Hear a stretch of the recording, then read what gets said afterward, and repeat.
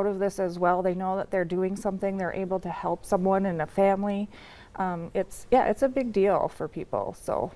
And I can just share my personal experience, which is my dad passed away from cancer, unfortunately, a few years ago. And he was undergoing treatment for 13 years. And so a portion of that was in a hospital setting. And I know that while I can't speak for him, it seems like a lot of people who are in a hospital setting for a long period of time can feel a little bit isolated. They come in contact with nurses and doctors, but sometimes it's helpful to come in contact with someone that's consistent, like a volunteer, like somebody that comes in.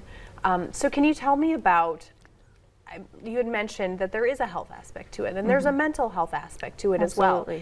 But I understand it is important that if someone is interested in volunteering, that there is a consistency to them being there. What are the requirements if somebody wants to be a volunteer? Yeah, well, what we work with people in their schedules as best that we can, because we understand too that people have families, they have lives, they have jobs, students are in school, but we do try to get 1 4-hour shift a week out of some volunteers, and there's actually quite a few of them that are like, oh, that's it? I'll come twice a week. So it's a really awesome thing, and that consistency lets the staff know when they're going to be there so that they can, they know that they don't have to do certain tasks because somebody will be there to help them out.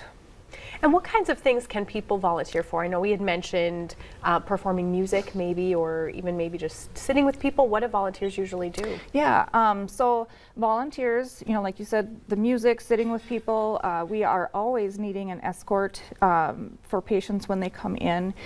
There's a lot of people that come in from, nursing homes or different places, and they're in wheelchairs, and so we need to get them through registration to their appointments. Some people that need to get to hospital rooms for visitation. We have openings in our gift shop, which is a fun place to go. You get to do a lot of shopping for people that are calling in over the phone. We have volunteers that help out in the emergency department. And that department's open 24/7, so we get a lot of students that like to come in the evenings or early mornings, and they, answer nurse call lights. They bring blankets to patients, keep the supplies stocked. And another one of our favorite areas is the Ronald McDonald Family Room up in the NICU, and they do a lot of work with the families that are up there, a lot of visiting, things like that, being that support person for those families.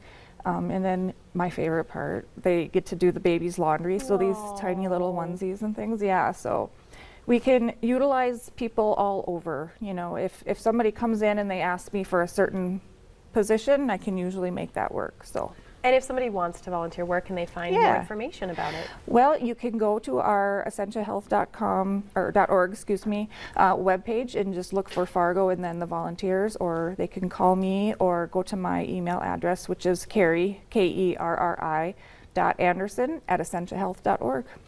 All right, fantastic. Thank you so much for joining us, Kerri. And if anybody's interested, definitely go to the website and find more information out about that. Well, coming up on today's show, how local youth are getting involved with volunteering and philanthropy to help Make-A-Wish North Dakota.